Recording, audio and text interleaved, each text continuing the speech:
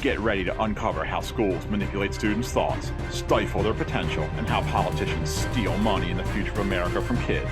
Welcome to the JB Sill Show. Hello everybody, welcome to episode 100 of Operation Anti-Indoctrination. I'm your host JB, and oh my goodness, this is kind of nuts. Episode 100, 100, 3 digits, triple digits. That's pretty darn awesome. It's great to be here, very epic, very awesome. We're thrilled to be doing this show. It's a lot of fun. It's been a lot of fun. I think it's going to be a whole lot more fun. Got lots of stuff planned for the school system. We're going to be giving them a hard time for a whole lot longer, and hopefully you'll enjoy it. But today, for episode 100 special, I've been preparing for this one for a little while now. What we're going to be doing is we are going to be debunking every argument in favor of the public school system, or really just any centralized school system kind of in general. So before this episode, I spent more time than I'd like to admit reading a bunch of feel-good articles from the Huffington Post and the Atlantic, the Washington Post, the Center on Education Policy, and Public School Review on why a public education system is integral and so important and why we must keep it. It is wonderful just as it is, and I have compiled 10 of the most common reasons I saw in all these articles from Huffington Post, Atlantic, Washington Post, Center on Education Policy, and Public School Review on why we just cannot do it without public schools, why they are so important. We need them. We really need them, guys. I compiled the top 10 reasons. They are roughly ranked in order of how much you hear them, from the most common to the least common, roughly. Emphasis on roughly, but we're going to be trying to go somewhat in order here, and basically ranking, or basically debunking these, explaining why these points carry little to no weight, why you should basically ignore them, and why anybody who espouses these points has not done their research. So the first most common reason is really just it's very low IQ. It's very it doesn't really require a whole lot of thought. It's kind of the first thing you say. It's basically, oh well, what about doctors? Don't you want your doctor to have gone to school? That's the first argument. So the problem with this argument is that it totally misses the point. Nobody's saying that we should not have any form of training or schooling. I do think that some of the medical school, some of what you have to do in medical school is perhaps a little bit overzealous, perhaps a little bit unnecessary, but nobody's saying that you can't have any kind of training or medical school or anything like that. This is mainly talking about grade school and perhaps parts of college, so I'm not talking about medical school or residency or any of that stuff. So that's the first argument. That's the one you most commonly hear is, oh, don't you want your brain surgeon to have gone to school? Yeah, that's what does that have to do with anything, basically? That's the point with this. All right, reason number 2 that we must keep our schools is that they just don't have enough money. Money is basically not reason number 2.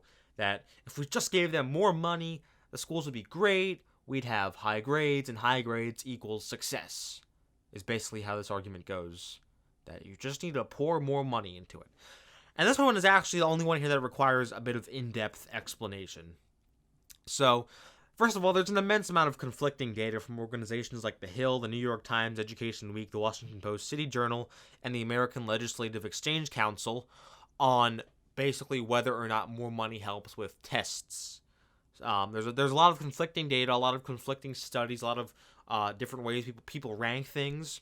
So basically, we don't really know if more money produces better grades. However, the problem with this is that so much of this new money that's being poured into our schools every day goes simply to corruption, where schools partner with all these companies that basically siphon money off the school districts. We did an episode about this a very long time ago. And more administrative jobs. I think 80% of the new jobs have been either for administration or like principals and that sort of thing, and that's in the last 20 years in this century. Like 80-90% of jobs, so none of it actually goes down to the classroom, but even if it did, it wouldn't help. But here's the thing. I think it's pretty obvious that we had higher test scores, say, 70, 60, 50 years ago. But in 1950, guess how much money we spent on students per year? $2,500. Today, guess how much money we spend on every student per year? $15,000. So, in other words, we have basically increased how much money we spend on the school system by a factor of like 6, and it's done nothing. So I don't buy it. And again, almost all the money goes to new jobs for administration, or more principals, more assistant principals, more secretaries, that sort of thing. None of it actually goes to the classroom. By the way, I do think it's outrageous that teachers are being forced to buy their own glue sticks and scissors and all that crap, because we have so much money in these schools. We spend more on our schools than any other major country in the world, really. Maybe except for, there's a couple instances where maybe that's not so true, but we're like third in the world for education spending, but we do terribly. All right, reason number 3. But parents, they rate the schools their kids go to really highly. Parents give the kids their schools go to an A or a B consistently. This argument is a total foul. It's not that common, but it's a total farce. Basically, this is based off a psychological phenomenon called the optimism bias, where the attitude is basically, it could never happen to me. If there's a nuclear war, well, I'll be fine. It's not going to affect me. It'll affect everyone else. That's the attitude this is predicated on, where basically, oh, my kid's school is great. It's all the other ones that suck. That's kind of the attitude, and that's why this argument where, oh, well, parents say the schools they send their kids to are good. They like the schools they send their kids to. It's a completely fake argument. It's not real. But it does present an interesting phenomenon where parents are always so shocked when something bad happens at their kid's school. If there's drugs, or if there's, someone brings a gun, or somebody kills themselves, or their kid kills themselves. It's not that uncommon these days. It's always a massive shock. It's like, oh my gosh, I can't believe this could have happened. It's based off, again, this psychological phenomenon called the optimism bias, where basically you're saying everyone else will be affected by this, but not me, not my family, not my kids, that sort of thing. It's not a real argument that parents supposedly like the schools they send their kids to. Not a real argument, completely fake, discard it. Alright. Number 4, this is really dumb. I'm trying not to straw man these arguments here, but most of them are just really dumb and are based off bad research or just ignorance and so on. But reason number 4 is basically boils down to, well, you just don't like teachers. I mean, you had a bad experience with one, or you hate them because they make you work, or something like that. That's not true. I don't hate teachers. I don't think most teachers are bad people. I've never said that. I think most teachers are ignorant of what they're doing. I think a lot of teachers are in it for themselves. Some aren't, but a lot are. A lot are opportunistic. But I don't think teachers are bad people. I don't know anybody who would think that. They're not bad people. Nobody says. I mean, but it's ridiculous. But they say critics of schooling say that teachers are terrible, that they're bad people. Basically, is how it goes. It's a quick one. It's not true. Sorry, I don't hate teachers. I don't really hate any group of people collectively. I mean, it just doesn't make any sense. All right. This argument is basically, without public schools, there would be chaos. The system may suck, but it's better than nothing. I don't really buy that, because we had that. And by the way, I'm not endorsing chaos. I don't like chaos. I want order. And anyone who knows me will tell you I prioritize order above most things, above almost anything. But the thing with this is that, first of all, education should be a little bit chaotic, in that you're not just doing the same sort of thing every day, the same thing which destroys your creativity and zaps your energy. So it should be a little chaotic in that sense. But also, we had that chaos for about 200 years in colonial and early America. In the 1700s, in the 1800s, you had that chaos, and the system was quite good. You had even because the private schools competed with each other, so the prices of admission were very low. So even poor parents could send their kids to private schools, or they could teach the kids at home. There was much more incentive to teach the kids at home, and bonus, the family wasn't destroyed by the school system, which feeds into the whole government welfare system, this massive welfare system, which is basically where you marry the government instead of someone else. and the government provides for you with their welfare checks. So that argument is not true. There would not be chaos. I mean, maybe for a couple years, but there would not really be chaos long term. And basically, we had it for a while, and it was quite good. In fact, the literacy rates were higher with that chaos. In the 16, 17, 1800s, the literacy rates were much, much, much higher. We have officially, now this is not unofficial, it's much higher than this, but officially we have 30 million adults who are illiterate. That's 1/7 of our adult population is illiterate. It's much higher than that, but that's the official number. All right, what are we on here? We are on number 6. All right, this one's quite nice. Basically, public schools are the great equalizer. Yeah, that's right. They are the great equalizer. They make everyone equally terrible. This is the dumbing down here. So the argument basically goes that without public schools, we would have this rigid hierarchy where you'd have the elite schools that people send their kids to, and you'd have terrible schools or no schools or homeschooling, which would make a lower class a underclass. And to that I say, that's exactly what we have with public schools. You have elite public schools. You have elite private schools and boarding schools, which are meant to create a ruling class, which will basically oppress the people with the big corporations and with big government. So that's a dumb argument, but that's the one I want. That's one of the ones I've seen where, oh well, it's the great equalizer. It brings people up. To that I say, no, it only brings people down. It will only ever bring people down in its current state. It will not bring people up because it was not designed to bring people up. All right. Number 7 is basically diversity. More diversity. We must have more diversity. Say no more. We need public schools. Wow, you got me there. You got me. I've just seen the light. I am now pro public school. No. What diversity? What are you talking about? Public schools are not diverse in any way.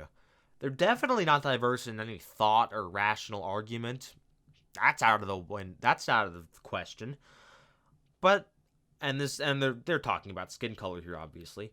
But they're not diverse in skin color either. You have the all-black public schools in the cities and the all-white public schools. It's a little hyperbolic there, but the 90% white public schools in the suburbs, they're not diverse. What are you talking about? I don't understand that argument. It makes no sense to me. But I saw it multiple times. And also, sort of related to this is that they're the center of the community. They bring the community together. They bring people from all classes together. Again, not true. It's just not true. They don't do that. You have these rigid social strata which are created intentionally, where you have, you selectively place public schools in certain areas so that you can have bad ones here and good ones there. And then, well, some of them dumb people down more than others, and also some of them are absolute horror shows, where you have, you throw chairs at teachers. You can't do that. You bring knives and guns and start little battles. You cannot. As much as I don't like the public school system, and as much as I don't like the way teachers go about what they do, you can't do that. But no, they unify the community. They're the unifying part of the community. That's another argument that kind of goes off that one. All right, at number 8. We're already at number 8. We have extracurricular activities, where basically the school system is great just because you have extracurricular activities. You can do sports, you can do clubs, and such. So this is probably the best argument out of the list. It's the only one that kind of makes sense.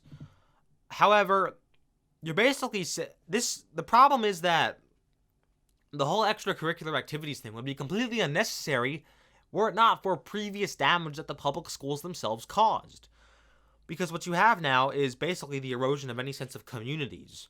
So the only time really kids are together, in groups today, are just regular generic sports, your local lacrosse team, or the schools, the clubs, that sort of thing. So you only need these clubs and after-school activities to bring the students together because you already tore them apart. in the 50s, 60s, 70s, you started tearing them apart. You started tearing their communities apart, where they stopped doing stuff together. They didn't. You don't even know your neighbors these days, and I'm just as guilty of this as anyone. But you barely know anyone in your community these days. So all you have is the school. All you have is this horror show of a system where basically you have to have these extracurricular activities so that the kids can do something together. That's the argument. That's the message. All right, number nine. We're almost through this. Stick with me for a little longer here. Number 9, we have, well, it provides free lunch, free breakfast, snacks, and lots of other services. And this is the same one as the previous instance, where basically this is caused by previous problems the school system created, where you're tearing the family apart and you're putting everyone on welfare. It's literally the problems the school system caused a couple decades ago are now the justification for keeping it in place. It's unbelievable how this works. But basically, yeah, that's the argument, is without it, people would starve, little kids would go hungry, and you don't want that, do you? You genocidal, maniac. But, again, you're justifying the existence of the school system based off problems the school system already caused. That's circular reasoning. That doesn't hold up. All right, last but not least, number 10, we have basically look at the good intentions behind school. Let me just read you this. So in the 1830s, the reasons for public schools were to provide universal access to free education, to guarantee equal opportunities for all children, to unify a diverse population, to prepare people for citizenship in a democratic society, to prepare people to become economically self-sufficient, and to improve social conditions. Those were the reasons for the school system back in the 1800s. Therefore, it's a noble goal. We must preserve this system because it has noble intent. And to that I say, every single part of that argument is completely incorrect. First of all, what does it matter what the intentions of something were 150 years later if it's failing in every way? If everything so far has failed, why would you want more of it? How was that a rational trail of thought? That doesn't make any sense. But also, no, those reasons were a complete facade. The purpose of the schools is to bring the Prussian style of crushing liberty and free will to America, where you're not going to let kids think for themselves. They're not going to become self-dependent. They're not going to improve. It's not going to improve social conditions. Actually, what it's going to do is dumb people down so that an elite can rule them.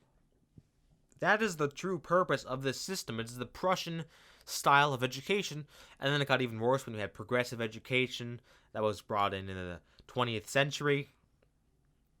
John Dewey and all his socialist pals. But no, every part of that argument is completely incorrect. That's the problem.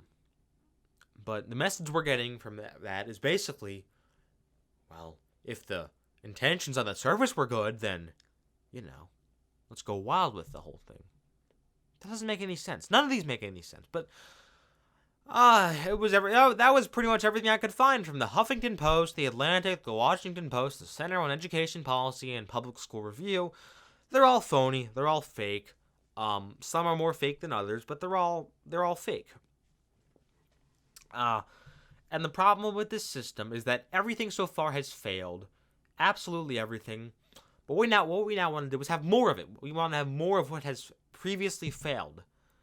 And how on earth is that a rational response? How on earth is that a sensible, reasonable, logical response to be taking after everything so far has failed? Everything so far has made students more depressed. They haven't learned a thing. They have definitely not gotten an education.